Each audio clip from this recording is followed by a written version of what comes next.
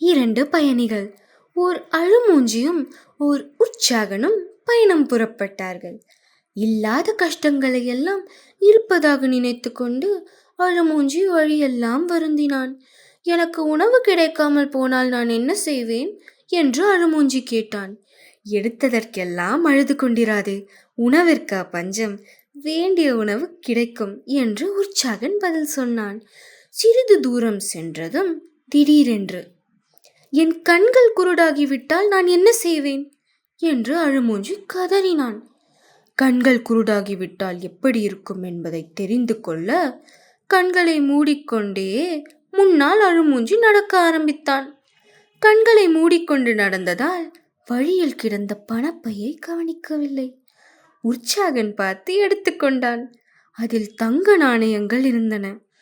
அழுமூஞ்சி கண்களை மூடிக்கொண்டு நடந்ததால் அவனுக்கு அது கிடைக்கவில்லை. அவன் அழுமூஞ்சித்தனத்தால் அவனுக்கு நஷ்டம் ஏற்பட்டது. நீதி: யார் உற்சாகமாயிருக்கிறார்களோ அவர்களுக்குத்தான் சிறந்த பலன் உண்டாகும்.